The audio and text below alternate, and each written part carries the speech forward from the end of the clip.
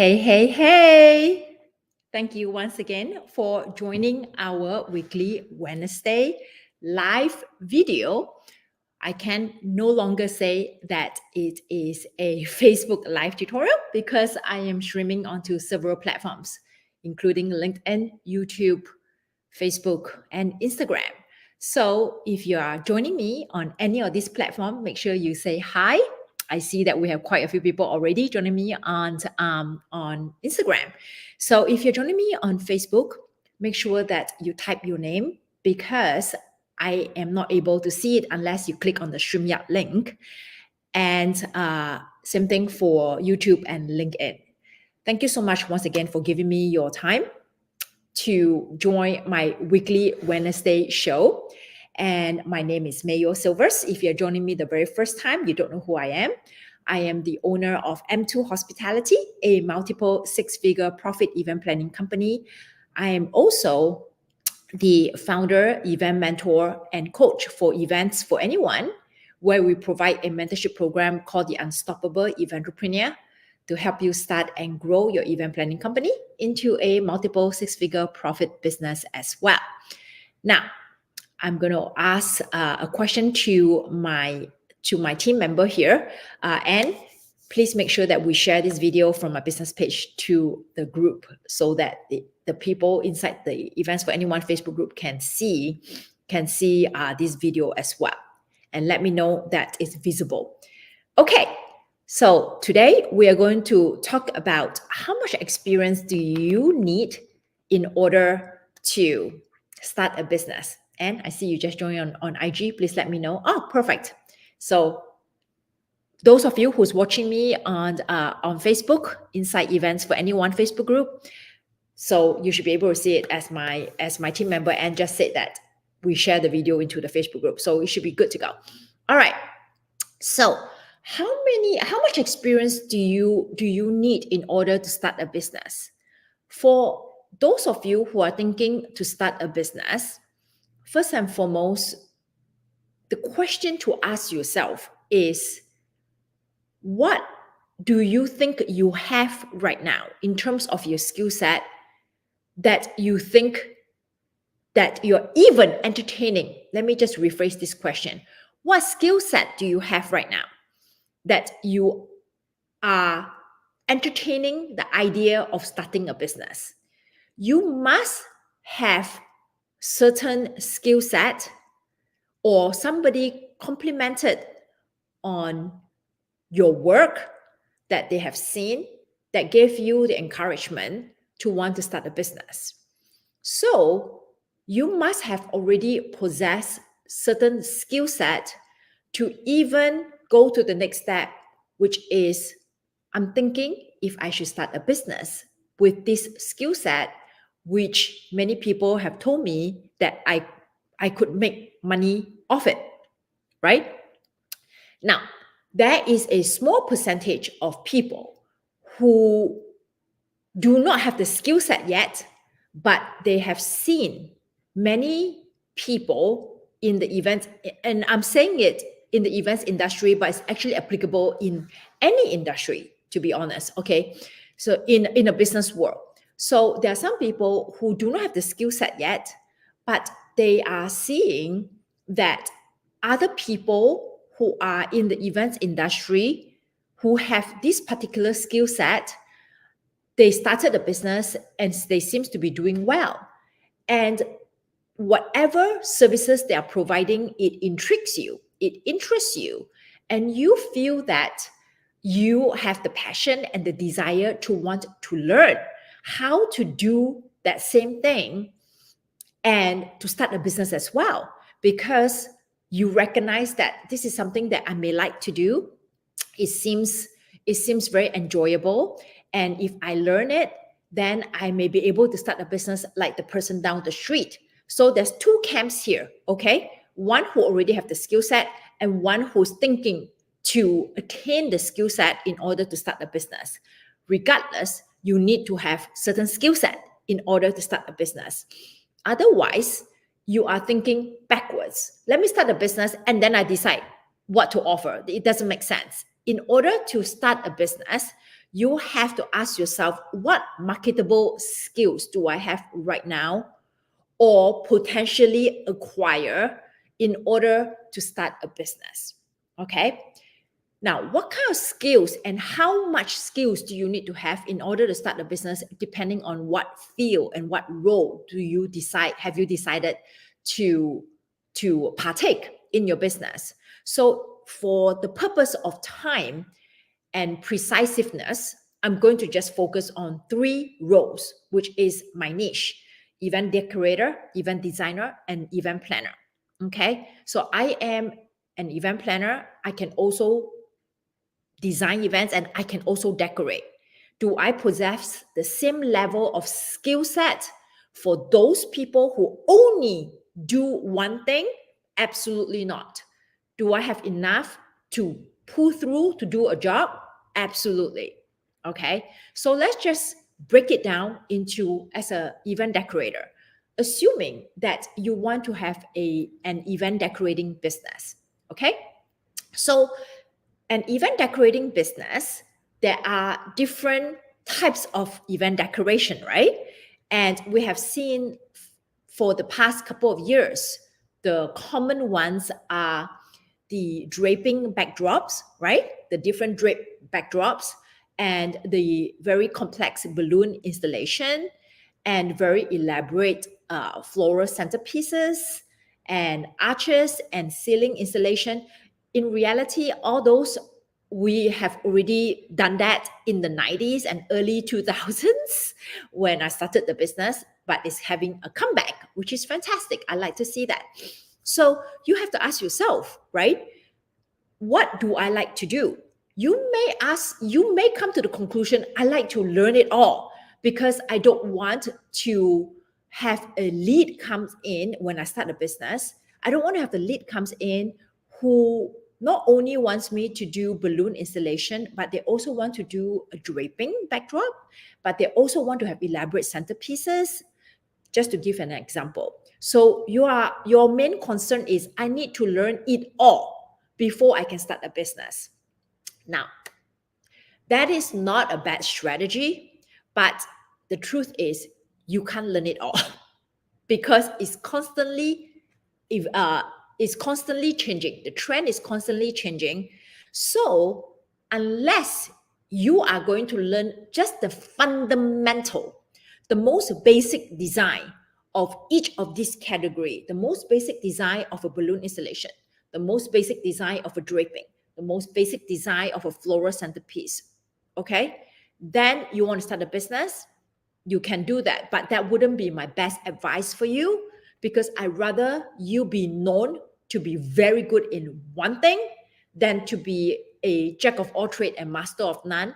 And also to learn more than the basic of each of these particular segment of event decor is extremely expensive because the academy or the lessons that you have to pay to learn, they are not cheap, and it takes time in order to have the skill set that you feel confident enough to do an elaborate design. So my advice for you is if you say that I see among all these different decoration services that I can offer, I am most drawn to draping because I like working with textile, different type of textile and design. I don't like balloons because it makes me feel uncomfortable, the texture of the balloon, and I don't like the sound of the balloon bursting. Then just start your business with that one thing, which is draping. So because you are only focusing on that one thing, you may have FOMO, right? What happens if somebody asks me for something else? And I will talk about that.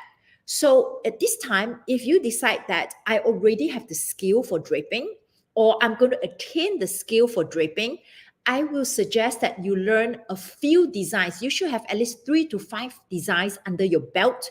If you're going to choose balloon installation, then you should have at least 3 to 5 balloon installation designs under your belt. If you're going to do floral centerpiece, you should have at least 3 to 5 designs under your belt.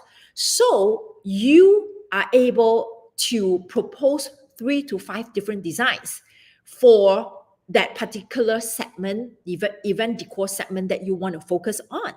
Okay. So if you say that I want to do draping, then go take some draping class or enrich yourself with the knowledge or YouTube videos, YouTube universities, right? Take some classes, have some hands-on experience and learn at least 3 to 5 designs. That's all you need. Same thing for balloon, same thing for centerpieces. Okay. Now, before we even invest the time and the money to start a business, you have to decide whether is there a market demand for it. And I'm pretty sure there's a market demand for it. Otherwise, you wouldn't have seen other people having this business and getting the business. And you say that, hey, this is something that I think I'll enjoy doing and let me start a business. So there's a market demand. So definitely you can invest your time, energy, and money into pursuing this interest, this passion, and turn it into a profitable business. Okay. So the fundamental here for all of you who are event decorator, my advice for you is to choose one thing, one particular segment of event decoration, and then pour your time and effort into learning 3 to 5 designs. And in your marketing, right? When you decide to start the business, in your marketing should 100% be only talking about that particular design, okay? That particular 3 to 5 designs, your niche, why you like to do that. And if you want to promote other services at the same time, if you want to say that, if you require more than just a draping backdrop for your event and you would like to include other types of event decor, we are here to help. Then if you do get a lead who asks you for a balloon installation or a floral centerpiece, for instance, you can always consider to subcontract that out. And if you also find that you do have the interest to want to learn balloon installation, then the next phase of evolution for your business is, okay, I have 3 to 5 designs under my belt for the draping. Let me now also enrich and enhance my skill set to learn another 3 to 5 designs for balloon installation. The point here is you don't have to learn them all at the same time. You just have to pick one and then have 3 to 5 variation of that one skill. And then you can go to market. Do not be stuck in a situation that you have this mindset, but I cannot start a business if I don't know how to do draping, don't know how to do balloon installation, and also floral centerpiece all at the same time. This is almost like having a master degree in event decoration if you know to do all these 3 basic fundamental versus someone who just having a high school diploma, a high school certification, when they only learn how to do 3 to 5 designs in draping. Both niche, okay, not niche, both professionals, okay, event decorators professionals will still get gigs. It all depends on how you want to structure your business. But if you are stuck in this mindset that I need to learn it all in order to start the business, it's going to be a longer process. And you would have already invested a lot of time and money in learning all this, and you have wasted time or have the opportunity cost where you could have used the time and money to capitalize on what you already have and start marketing what you already have. And then once you pick up momentum, all right, then you have the additional resources, aka money, to go invest and learn the other skill set. All right, hopefully this is clear. So now let's talk about event design. Okay, so for event decorators, you just need to learn the physical skill of putting the decoration together.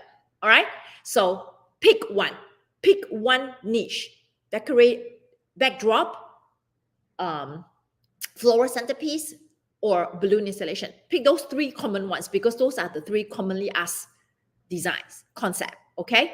Decorating concept. So now, if you are an event designer, now that's a different story. You need a different skill set because as an event designer, a lot of times you should not be the one physically decorating. That's why we have different roles: a decorator, designer, and also event planner, right? A lot of times the decorator will also know how to design, but they are those people who like to be hands-on, and their business structure is a little bit different. Because if they want to be physically involved, they themselves are involved in putting out the design or setting out the design on at the event. That means they are limiting the amount of business they can book in one day, unless they build a team. All right. As an event designer, you have the flexibility. You don't have to be the one physically decorating. Therefore, you hire the event decorator. So as an event designer, your mode of operation would be you need to have the skill set or the experience, first and foremost, to design, and then also the connection, all right, or your little black book of who are the decorators or vendors that you can call up to execute your design. So as an event designer, you need to understand concept, right? The space concept. You need to be able to understand certain technical things, such as rigging points. Where are the rigging points? Rigging points basically means where can you hang from the ceiling? That how much does it cost? Does the hotel allow you to rig? Okay, does the hotel or the venue already have existing rigging point? And how much is it going to cost your client to have any form of event design that requires a ceiling installation? You need to be aware of that. Okay, and what are the equipments that are needed in order to do installation like this? Normally, you need a 24 hours of setup time. That means you need to understand the logistics of booking the space a day before and also a day after. So these are the costs that you need to take into consideration. And also, what are the equipments needed? You need a genie lift or a Caesar lift. And you also need to make sure that whoever is operating that lift has insurance. Okay, now let's talk about more of the event design concept, right? You need to be able to understand space and ratio, right? Based on the space, you need to be able to understand this space.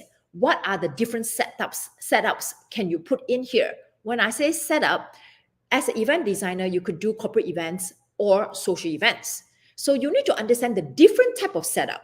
When your clients are telling you the concept or the theme of the event, you need to immediately know what is the best setup for the event that they want to have that will ultimately achieve the goal that your client is trying to achieve. If it is a gala dinner, then the setup will be banquet rounds, correct? But if it is a more of a mix and mingle client appreciation event, then it will be a mix of high boys, cocktail tables, and lounge furniture, correct? And then the type of equipment being used in terms of decoration will also be very different. When it's a mix and mingle and it's more of a fun environment, then you can propose something a little bit more outlandish versus a traditional gala dinner where things are a little bit more black tie.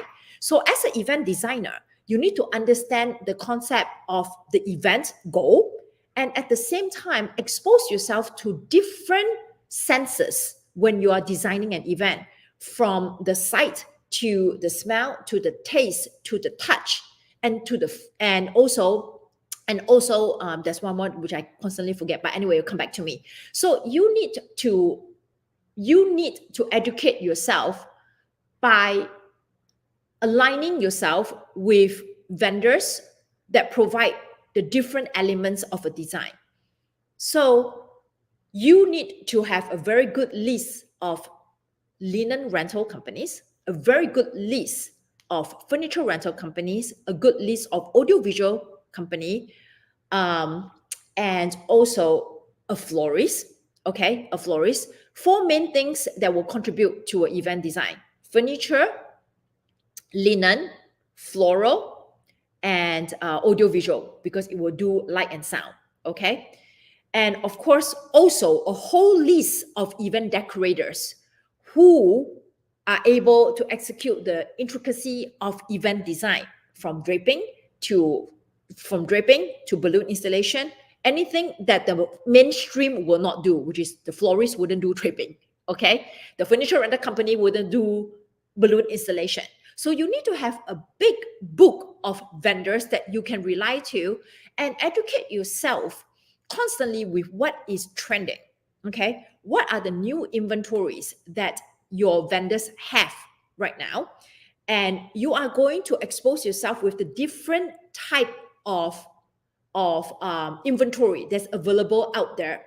And when you design the space, once you understand the concept of the event, then you will propose the type of setup that is appropriate, that will fulfill the goal of the event. And then based on the ambience that your client wants to create for the event, then you will decide how to design the event. In order for you to learn all that, the shortcut or the most direct, straightforward way to do this is to expose yourself to as many pictures of events as possible. I remember when I was an intern, when I was like 22 years old, when I was an intern at a hotel, doing catering and conference services, I often go into my director of catering and conference services office, and I will look through all the events magazine that he orders. So there are different types of events magazines that shows pictures of different types of events, and that I get extremely inspired. So I get to educate myself by looking at other people's events. So I'm extremely excited when I get invited to go to an event, because I pay attention to details like this. Like, I don't like using, when you go, a tent is a tent, but there are different ways to doll up a tent. In the olden days, the tent is just a top and a flap. But now we can doll up the tent with skylights. We can doll up the tent, the flaps, with heavy velour draping of different colors that to give it some texture and also absorb the noise of the people in the tent. Otherwise, it will just keep echoing and then nobody can hear what everybody is saying. And also, no longer hardwood floor. We can have pattern designs floor. We can have lush carpet. So when I read all these magazines and I go to events and I look at the top event designers in the industry, I look at their events and I get inspired. And when I learn from them, okay, I may not be the leader, but it's not a bad place to be when you're able to do an event design that the top designers are doing as well, at probably a lot less price, because they probably charge a lot more higher for the event design fee than you are charging. So when you are an event designer, your skill set comes from having a very good connection with vendors of different category, all right, to be able to manage these vendors when they are on site, and to constantly educate yourself on the technicalities of things. Do you need to know how to do a 6 feet tall floral centerpiece? No, you don't. But if your client wants a 6 feet tall floral centerpiece, or you saw a 6 feet tall floral centerpiece on some magazines or at some event, and you're so inspired by that, and you want to propose that design to your client because you think that the space is appropriate, the event is appropriate, it has very high ceiling, and that it is not a centerpiece that is going to be in a banquet round table, and people have to talk across the table and then get blocked by this, then these are the things that you need to pay attention to. And also know that as an event designer, and also as a decorator, and also as an event planner, there will always be Murphy's Law. You may know the fundamentals, you may know the basic, okay, enough for you to start a business. But when we are on site, okay, the learning lessons are steep, all right? I cannot tell you how many times that I thought I have all the bases covered. And then when I got on site, I was like, oh my God, how can, I cannot even blame myself for not preparing for what is happening, because I don't even know. Like, I don't know what I don't know. So you will be constantly and constantly choking up your experience when you are, chalking up your experience when you are on site for every single event that you do. Okay, the on-site experience is so important. All right. So as an event designer, educate yourself by exposing yourself by looking at other people's event design, and then create a theme or a style for yourself and ask yourself, what is my style? What type of events do I like to design? Okay, I don't want to do corporate events at all. I only want to do weddings or vice versa. Okay, so ask yourself, what type of events do you like to design? And then what is your style? And then go find the vendors and find a designer that is leading in the industry, and then start looking at their work. Okay, and pick a few, same thing, three to five designs that is your go-to, so you can constantly sell these while you continue to build up your repertoire. Okay, so you are not going to sell something that you don't know if your existing vendors can produce.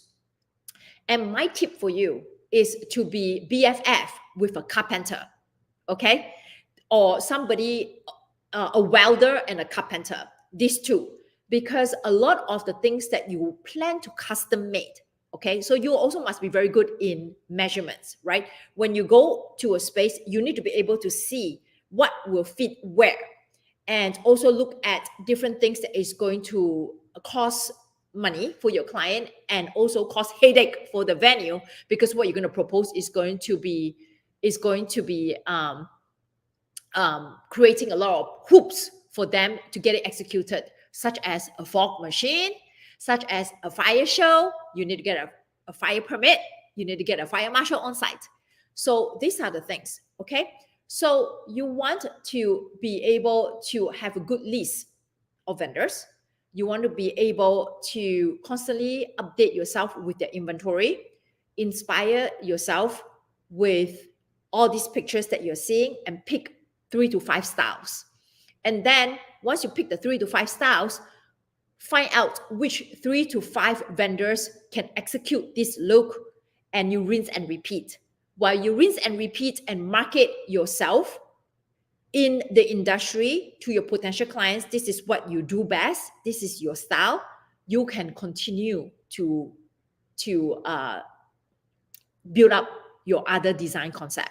Okay, so this is the event designer's experience that you need. Okay, and of course, this may not apply to different people. It all comes down to, if you already have your unique talent of designing certain things, then follow that path, and then build up the list of the vendors that will require to follow your path of design. This is the most important thing. You do not want to be bogged down with the details on how to make it. When you see, like for me, when I see certain designs and I get inspired, immediately I take a picture and I send it to my carpenter vendor. I say, hey, I want to propose this, but not exactly this shape, this size, something like this. Can you do this? This is how I expand my event design concept and the different repertoires that I propose to my client. So I start taking pictures everywhere I go, and then I start talking to my florist, talking to my carpenter, talking to my welder or event production company, and I also expand their capability to produce more custom-made things. That's how you're going to gain a reputation for doing unique designs. Okay? So to summarize, pick the 3 to 5 designs that speaks to you, align yourself with the vendors who are able to execute those designs, constantly educate yourself with what is trending, but start marketing once you have defined what is your style, who are the vendors who can support you, and start marketing your service. That's when you can really start the business. Okay. Now, as an event planner, I'm going to go over a little bit time, but I believe this is a good topic, and I don't want you all to be sitting, trying to think what more skills you need to add on in order to start your business. Okay. As an event planner, it's a little bit different. As the name says, planner, we plan. Okay. We don't normally design, we don't decorate. period. Can we do it? Absolutely. Can we do it to the expert level of a true blue event designer and a decorator? Absolutely not. But does that mean that we can't do it? Yes, we can. But we choose not to invest our time and energy in event designing and decorating because our niche is planning. So as a planner, what is the core skills that you need to have? Okay. As a planner, you have to ask, if you choose to become a planner, first and foremost, let's define what an event planner does. Okay. An event planner basically is the one who oversees the entire event. So it's always the first person who has the first initial contact with the client. And then after understanding what the client wants, the event planner can decide whether do they want to recruit an event designer and then have the event designer recruit an event decorator. So the first person that the client speaks to a lot of times should be the event planner. So the event planner's responsibility is to have an overall view, understand the overall goal of the event, and then break it down into different categories. So you can, as an event planner, you have different roles depending on what your client wants you to do. But if you're going to call yourself a planner, you need to be able to do all these things that I'm going to mention right now. You need to be able to understand how to ask for RFP, so request for proposal in short, okay? You need to have a template, or you need to have a system or process, an efficient process to know how to ask for a proposal. But in order to know how to ask for a proposal, you need to know the questions to ask from your client in terms of getting the details of the event in order to put together a questionnaire or a template that you're going to send over to your venues and vendors to ask for a proposal. So you need to understand the basics of planning an event. But it is not rocket science. You don't have to have a master degree for it. Okay? You don't have to take classes, to be very honest. If you want to, I encourage you, but you don't have to be certified, because I'm not certified and I don't bother to be certified. And I can tell you that my skill set is probably a lot more superior than those people who are certified, because of the amount of experience that I have accumulated doing different types of events. So in this case, all right, you need to understand basic things about events. If you have planned parties, if you have planned events for your company, planned events for your family and friends, you will know the basic fundamental of planning an event, which is how many people, where do you want it to be, what is the concept of the event, what is the food and beverage that you want, what is the decor that you want, who are the people who's coming, when do you want to have it, and what is your budget? Simple questions. Then we can become a little bit more detail oriented by understanding, oh, those dates that they gave to us, does it clash with any events that is currently happening at the city where the client wants to have the event? If it clashes with citywide event, you're going to have a problem, because you're not going to have availability, or if you do find availability, everything is going to be super expensive. So you need to know how to ask for details for the event, and then put together this detail into a template and send it to the venues. You need to know what venues to send to based on this capacity. So you need to be able to understand what does space capacity means. What is your venue capacity means? What does capacity means? Basically, how many square footage is your space, right? How big is your space in terms of length, breadth, and also height, right? So you need to be able to understand what does your meeting room capacity chart means. Basically, it's a chart that shows all the meeting space or all the event space that this venue has, and what is the dimensions for the space.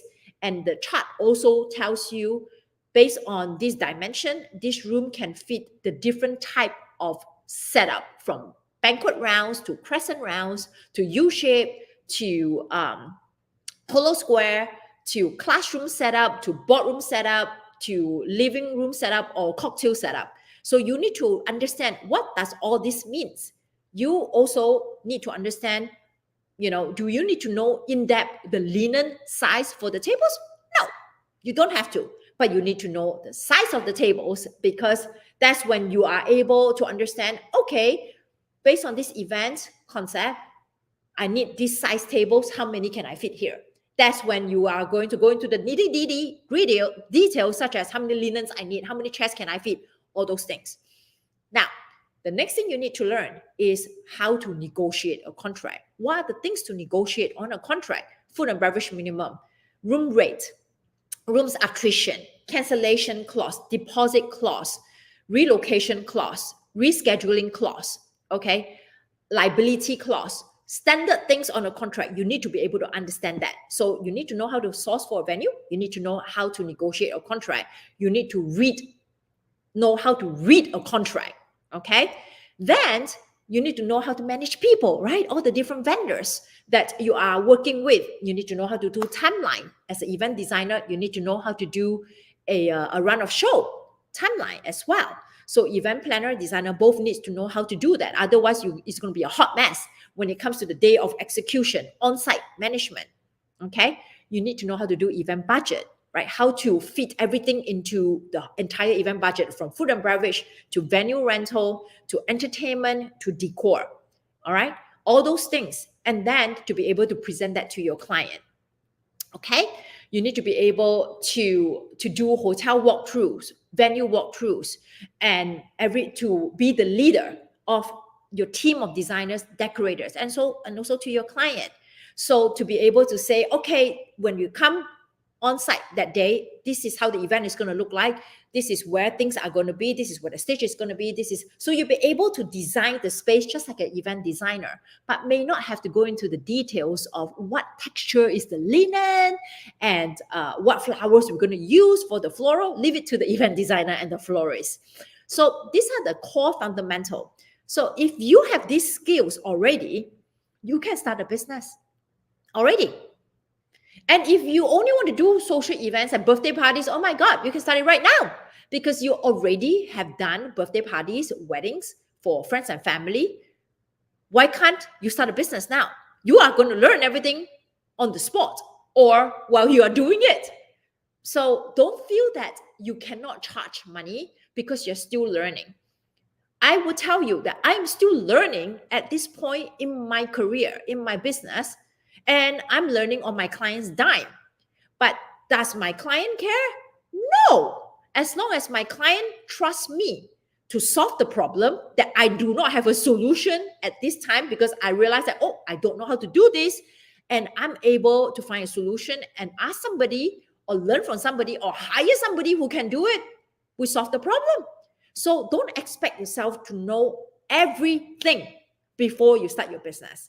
That is, at the end of the day, the message for today's session, okay? You got to know the fundamentals, but you don't have to know everything depending on which role you want to pick. I talk about event planner, designer, and decorator. I talk about the fundamental skills that you need to have for each of these three roles. If you already have the skill set for these three roles, okay, or any of these roles, the fundamental skill set, you're ready to start a business. And then you learn as you go, okay? Do not be so timid and so afraid to start charging money because you don't feel that you don't know it all, okay? Because there will be potential clients out there who only need you for what you already know. So you're going to leave the money on the table? No. You want to book those gigs too. So if you have people who are willing to hire you for what you already know, go for it. Don't have this fear that what if they ask me for something else and I don't know how to do? Then you ask other people how to do this. You get a vendor to go do it. So don't be afraid of that. That's my message as well, because otherwise you will never grow and you will never be ready. You will constantly be in the prep mode. And before you know it, you will let go of the idea because you're never ready. Okay. And then you see other people who are less ready than you started their business and they are rolling in the dough or getting so much momentum while you're still in the prep mode. And we don't want that. All right. Okay. All right. That's it for today. Hopefully it's clear enough. I wish that I can give you a whole PDF checklist of all the fundamental skill set that you need for each of these roles, but the list is never ending. And I've summarized it in point forms. And go ask yourself, do you already have this skill set? If you already have this skill set, then you're ready to start your business. And if you know that, okay, I'm ready to start my business, but you don't know what you need to start your business because they go hand in hand. No point having the skill set, but don't know how to market and don't know how to run a business.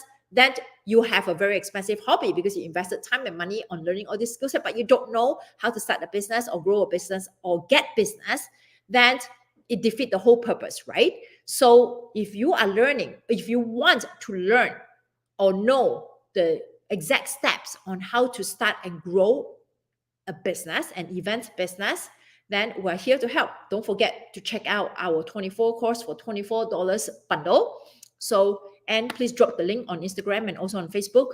Check it out because this is a curriculum of 24 courses that I handpicked from my 12 months mentorship program that will give you the fundamentals of pricing, marketing, sales, legalities, and also mindset and how to be productive and manage your time while you have a full-time job and trying to launch a business at the same time. So check out our 24 course for $24 bundle, which is what we call the business kickstart bundle for that.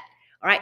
Hopefully today I've served you well and give you the information that you're here to listen and I have not been wasting your time. I appreciate you for coming on with me today and I wish you a great rest of the week. Thank you, everybody.